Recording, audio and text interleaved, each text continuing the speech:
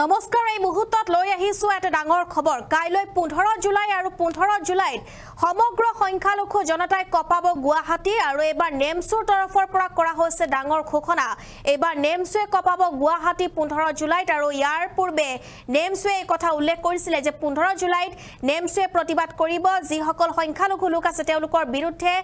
যি অন্যায় চলি আছে সেই সংখ্যালঘু লোকসকল এতিয়া উলাই আহিব ৰাজপথত আৰু তীব্ৰ প্ৰতিবাদ সাব্যস্ত কৰিব সবিশেষ তথ্য লৈ আহিছো এই মুহূৰ্তত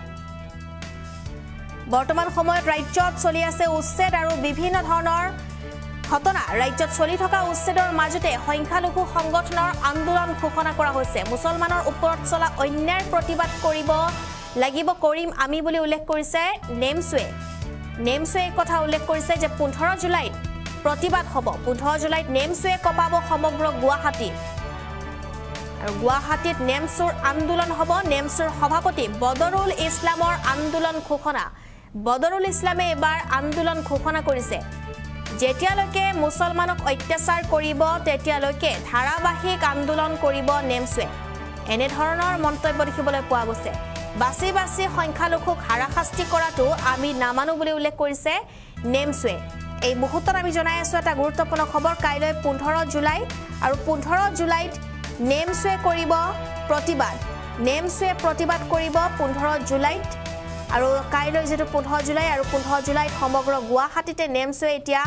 সাব্যস্ত কৰিব প্ৰতিবাদ সংখ্যালঘু লোকসকল প্ৰতিবাদৰ বাবে উলাই আহিব কিয়নো বৰ্তমান সময়ত অসমৰ যেটো পুছবেক চলিছে যিসকল সংখ্যালঘু লোক আছে সেই সকল লোকৰ বিৰুদ্ধে পুছবেক চলিছে লগতে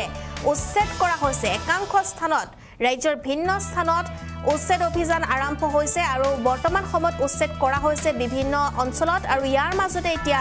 নেমছয়ে প্ৰতিবাদ সাব্যস্ত কৰিব 15 জুলাইত অৰ্থাৎ কাইলৈ যেটো নেমছয়ে প্ৰতিবাদ সাব্যস্ত কৰিব আৰু এই নেমছৰ প্ৰতিবাদত কপি উঠিব সমগ্ৰ গুৱাহাটী সংখ্যালঘুৰ ওপৰত যি অত্যাচাৰ যি অমানৱীয় অত্যাচাৰ চলি আছে সেই অত্যাচাৰ আৰু চলিব নিদিও বুলি উল্লেখ কৰিছে এবাৰ নেমছয়ে এই ঘটনা সন্দৰ্ভত মন্তব্য আছে কিয়া শুনাবলৈ চেষ্টা কৰি অসমৰ যি সংখ্যালঘু লোকসকল আছে তেওঁলোক বৰ চিন্তিত তেওঁলোক বৰ উদ্বিগ্ন হৈ আছে অসমৰ মুখ্যমন্ত্ৰী হিমন্ত বিশ্ব শৰ্মা ডাঙৰীয়া আৰু বিভিন্ন মন্ত্ৰীসকলৰ ক্ষমতা 2026 চনত অটুট ৰখাৰ কাৰণে তেওঁলোকে এতিয়া সংখ্যালঘু মুছলমানসকলৰ ওপৰত বিভিন্ন ধৰণৰ অন্যায় অত্যাচাৰ আৰম্ভ কৰিছে আপোনালোকে দেখিবলৈ পাইছে যে কিছুদিন পিছে অসমৰ সংখ্যালঘু মুছলমানসকলক ধাৰাবাহিকভাৱে উচ্ছেদ কৰি আহিছে আৰু উচ্ছেদ কৰা প্ৰতিজন মানুহ ভাৰতীয় হয় কাৰোবাৰ নদীয়ে ভাঙিছে কোনোবাই ওৰ পৰা উঠি তলৈ গৈছে আৰু তাত মুখ্যমন্ত্ৰী ডাঙৰীয়াৰ নজৰ পৰিছে চকু ৰাখিছে আৰু উচ্ছেদ কৰি আছে তাৰ উপৰি ভাৰতীয় মানুহক দি সজাই তেওঁলোকে পুছবেক কৰিছে তেওঁলোকে ডিটেনশ্যন কেম্পত ৰাখিছে তাৰ কাৰণ এটাই সেইটো হৈছে আৰএছএছক সন্তুষ্ট কৰা আৰএছএছক সন্তুষ্ট কৰা মানে নিজৰ যি মুখ্যমন্ত্ৰী চকী আছে সেই চকী সুৰক্ষিত ৰখা যাৰ বাবে মুখ্যমন্ত্ৰী ডাঙৰীয়াই এনেকুৱা ধৰণৰ কাম আছে মিয়া মুছলমানসকল যেন মানুহ নহয় মিয়া মুছলমানসকল যেন পৃথিৱীৰ কোনটো ঠাইৰ পৰা আহি গৈছে তেওঁলোক কিবা উগ্ৰপন্থীয়ে হয় তেওঁলোক দানৱ হয় মানুহ নহয় নে মানৱীয় মৰ্যাদাৰে তেওঁলোকে জীয়াই থাকিব নোৱাৰে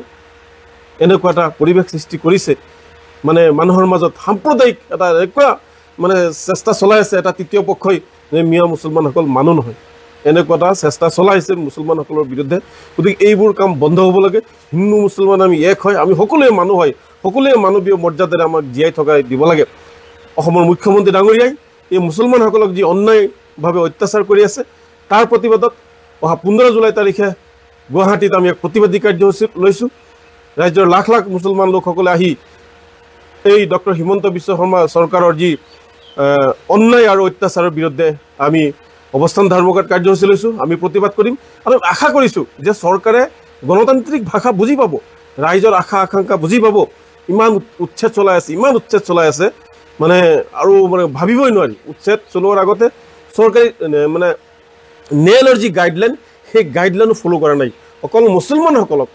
মুছলমান হোৱাৰ কাৰণে বাছি টাৰ্গেট কৰি তেওঁলোকক উচ্ছেদ চলাই আহিছে কিন্তু ভুলবশতে আজি লক্ষীপুৰত উচ্ছেদ হ'ল তাতে 5 ঘৰমান খিলঞ্জীয়া লোকক উচ্ছেদ কৰিলে এয়া চৰকাৰে এতিয়া তাৰ পৰিণাম এতিয়া ভুগিব লাগিব কাৰণ আৰু এটা কথা কৈছোঁ, যিখন চৰকাৰে লালু প্ৰসাদৰ পৰা বিহাৰৰ লালু প্ৰসাদৰ পৰা আৰম্ভ কৰি শেহতীয়া প্ৰফুল্ল মহন্তলৈকে যিসকলে গৰুক লৈ ৰাজনীতি কৰিছে, গৰুৰ খাদ্যক লৈ ৰাজনীতি কৰিছে, গোটেইকেইটা চৰকাৰখনটো বিফল হৈছে। গতিকে আগন্তুক দিনত হিমন্ত বিশ্ব শৰ্মাৰ নেতৃত্বাধীন চৰকাৰখনো বিফল হ'ব 2026। কোনেও বচাব নোৱাৰে 2026 হিমন্ত বিশ্ব শৰ্মাৰ চকী লৰিবই।